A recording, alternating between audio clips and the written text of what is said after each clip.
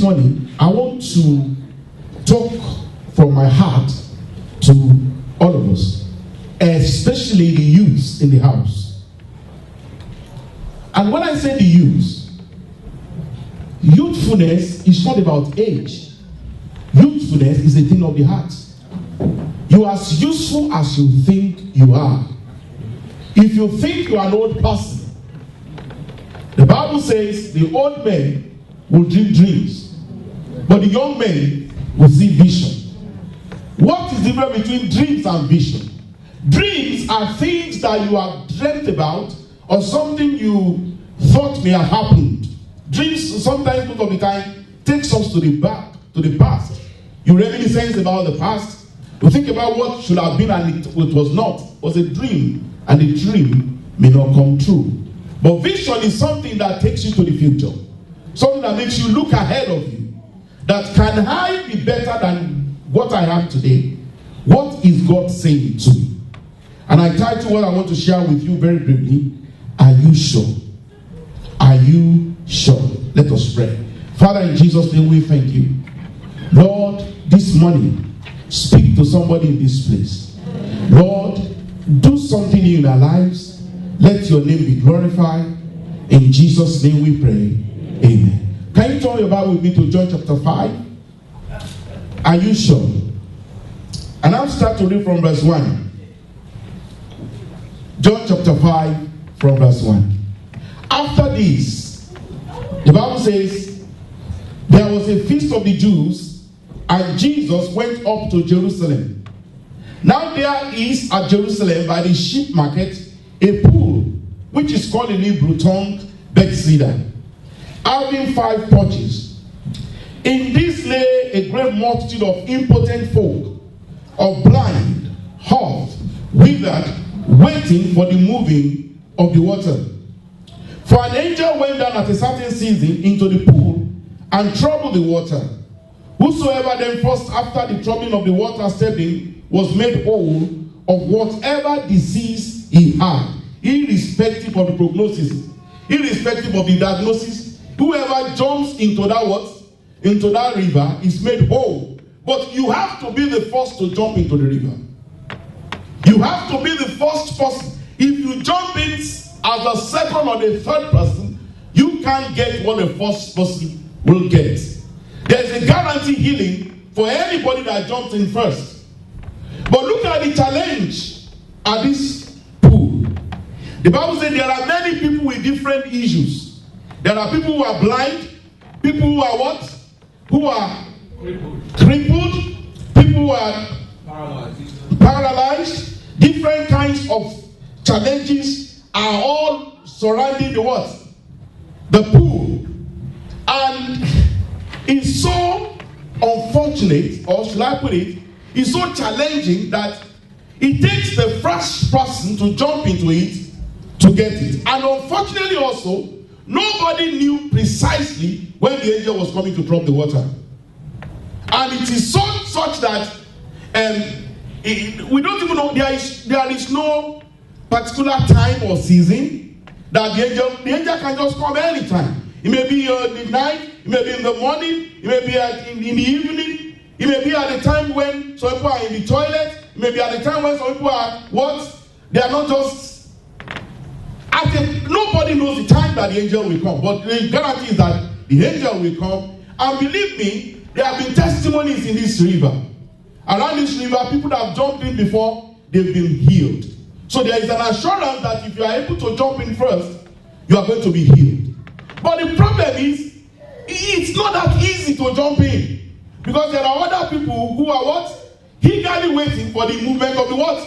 Of the water. So you got to be sensitive. You got to be alert. You got to be sure. You got to be ready. You got to be prepared. You got to know that when the angel troubles the water, whether in the midnight, whether in the daytime, you just have to jump in. And once you jump in, you are healed. Now this story was becoming more interesting when we now read in verse 5 about a particular man who was sitting at the side of that river.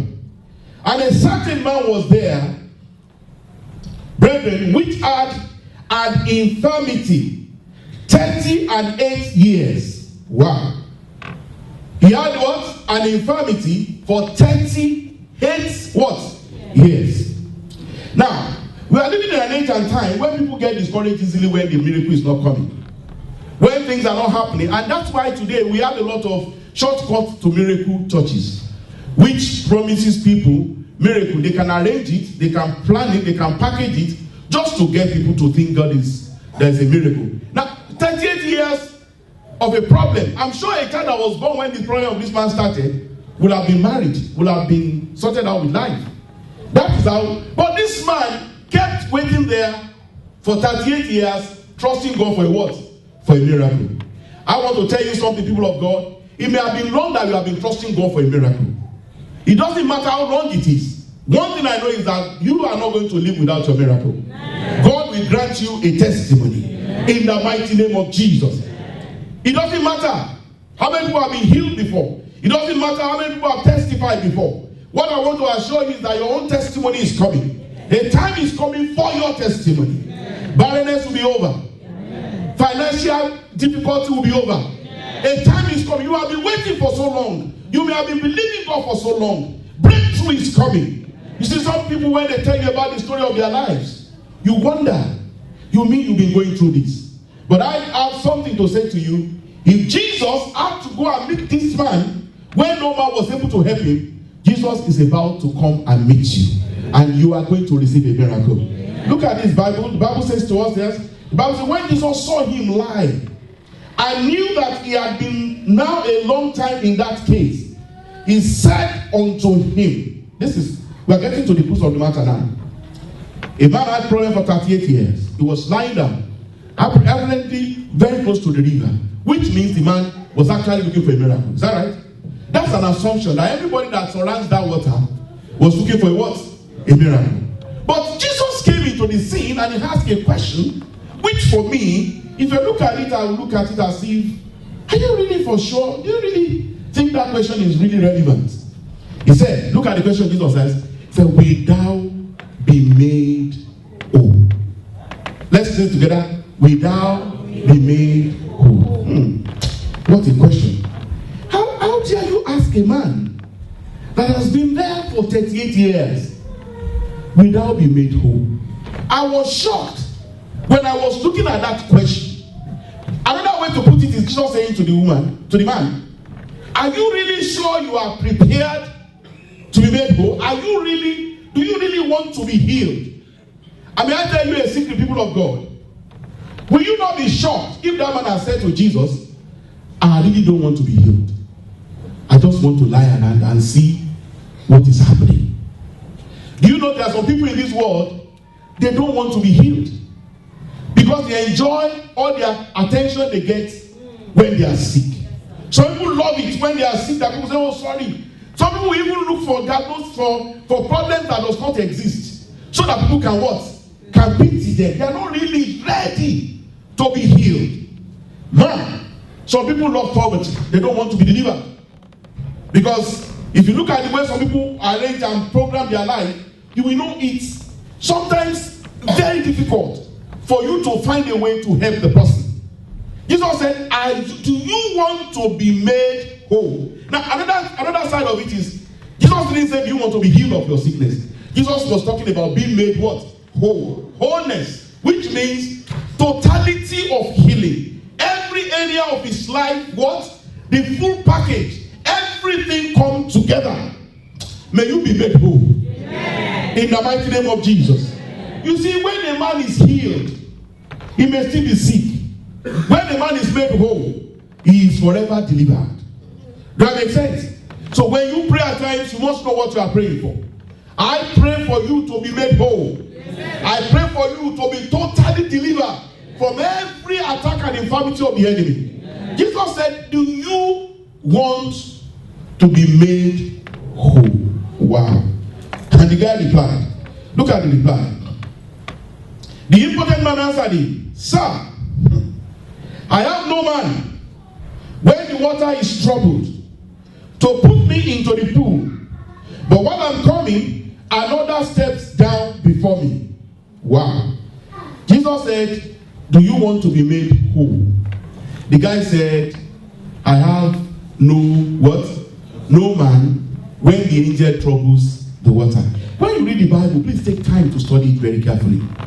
The man said, at the point, he didn't say, believe me, he was impotent. He couldn't have walked by himself. So I believe it was men that took him to the river. Is that right? But when he needed men most, they were not around to help him. He said, whenever the angel troubles the water, That is when the man that's supposed to help me jump into the river will go to the toilet. That's when the man that I was thinking is here to help me will have something else to do. When I needed men most, they failed me. When men are supposed to be holding on for me, people that I trusted, that they will help me get into the next level, when it is time for them to deliver that mandate, they sometimes fail. I look at that, said, the boy said, sir, I have no man. When the water is what? Troubled. Maybe when the water was not troubled, that is when his relatives will come and visit him close to the river, when they are not needed. But when they are most needed, they are nowhere to be found. There are people like that, whom the world has disappointed. They put in so much, expecting so much from people. But when the time for them to realize what they are thinking, what they are looking for, that is when men disappoint them. That's when men fail them. And they sometimes think, when you see people, you can judge anybody by whatever standard you want to join them, judge them. You may not realize where they are coming from. You will not know their background. You will not know what has made them tick. Many people in this place today, you may have tried to help somebody before in life. And when you are thinking, yes, I'm helping this guy, when it's time for me to receive help, that person will be there. And that's the time the person disappoints you. And then you begin to wonder, where are men? There are no true men on earth again. But I tell you something. No matter the pain of your heart, no matter whatever you are going through, there is a friend that's still closer than a brother. Yes. Jesus will never leave you. He will never let go. Jesus is always there. And that is why when no man was there for this man, just that morning, Jesus showed up. What men cannot do, God can do. Do you agree with me? Yes. Jesus showed up. And Jesus said, do you want to be what? To be made whole? And the man said, I have no man to put me into the water. But Jesus said, I am here. While I'm here, you don't need any other man. I am your best friend. I'm going to help you. Jesus is saying to you today, no matter whatever you are going through, he is around to help you. His hand is not short that he cannot save. Neither is his ear dead that he cannot hear. Somebody here will receive help today in the name of Jesus. But let's look at the man. Let's look at it from another angle. Look at what the man was saying. Jesus said, you want to be made whole. The man said, I have no man. That means that man had put all his trust on men. If your trust is only on men, you will be miserable for the rest of your life. Because the best of a man is a man. A man cannot take the place of God. You see, this man kept complaining. The reason why I'm not healed is because men are not helping me. This and this, this and that, this and that. And Jesus said to him, he said, do you really know that to be made whole, there is a lot of price to pay? Do you really want to be made what? Whole? Because you see, the process of making people whole is a long process. It takes a lot of effort. It takes a lot of cooperation. When you see people who are successful in business, you don't just look at their success, because behind every success there's a story. Is that right? But many people are interested in the glory, not realizing there's a story behind every glory. Am I talking to somebody in the house? If you are not ready, Jesus is like asking him, are you ready to pay the price to be made what? To be made whole? Are you sure? Are you ready? Are you prepared? How determined are you? How ready are you? Do you really want to be made whole? I'm sure the man must have been caught with surprises. How dare you ask me, do I want to be made whole? I've been here for how many years? For 38 years. And you are now asking me, do I want to be made whole? Yeah. The truth is, Jesus, that question can be very relevant. I have seen people that you really want to pray for them. There was one particular case I remember very well. Do you want to be made whole? This girl was crippled. She was crippled from birth. and I was ministering, and everybody was coming. That day, I noticed that there was an unusual anointing of God in that meeting. I remember very vividly that meeting, before I lay my hand on people, they were already on the floor. Before I touched their head, they were slain in the spirit. There was one particular person that now came to me after the meeting and said, Pastor, when you were preaching and you were laying hand, she said, I saw another hand. Before your hand touches us, that hand touched the people first. And I knew it must be the hand of the Lord that was touching people before my hand touched them. And that's even me, I was shocked to see the demonstration of the power of God on that level. But there was one particular, that particular girl, about 4 or 5 years old. She couldn't walk. So I went to her under the anointing of the Holy Spirit, and I held her hand, and I jacked her up. I don't know why I was doing that. I jacked her up, and I began to say, in the name of Jesus Christ of Nazareth, begin to walk. And I was shocked. The girl took the first step ever. Took the first step, took the second step, took the third step, and I think it was the fourth step, she fell down again. And I was like, what is happening? You are walking. Can you walk? And I began to pray. This girl couldn't walk.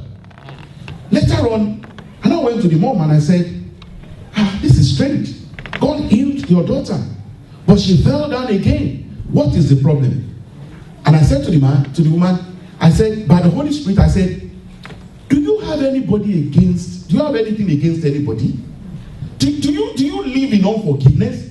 And the mother looked at me and said, Pastor, don't go there. He said, the father of this girl offended me so much. And I made up my mind that I'm never going to forgive. And I said, yeah, I know he may have offended you so much. But do you know that your living unforgiveness can harm this little child? Do you know that the Bible says, he that does not forgive is a murderer? He looked at me. She looked at me and said, Pastor. And I was shocked. She said, if God will, because I do not forgive the Father, refuse to heal this child, may this child be crippled forever. And I said, wow. Wow. At that point, you can see that there is little or nothing anybody can do without being made whole. Are you ready? Are you prepared for what it takes to be made whole? I was in Nigeria recently, and a family came to visit me. This family was just bereaved of their brother, and the other brother was telling me about what they went through before their brother passed on. They said he was on a sick bed. He was on a sick bed, and they went to him and said to him, the doctor said you may not live. The tendency for you to die is very high. But just before you die, will you make it up with God?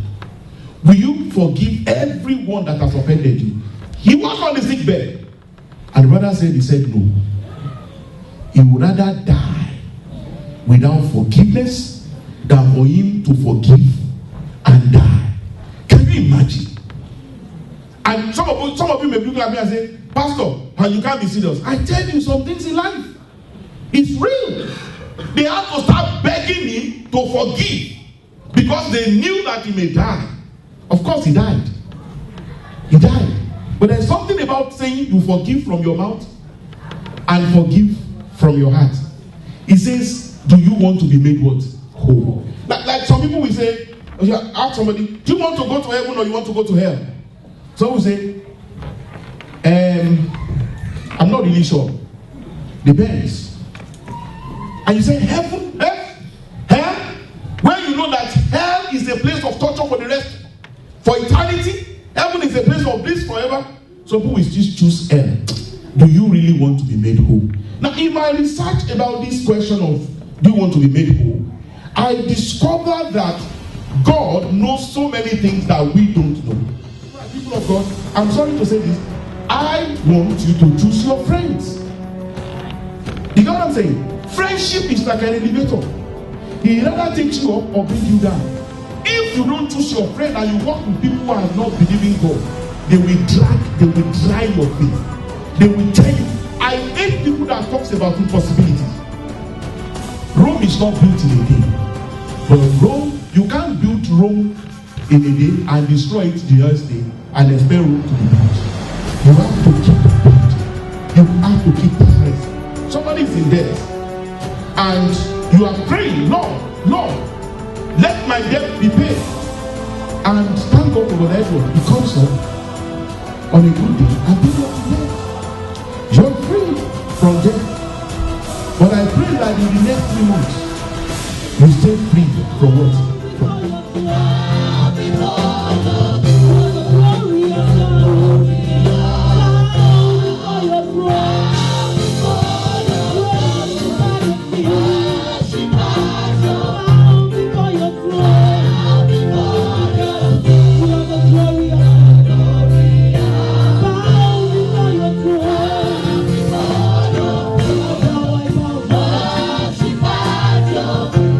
Before you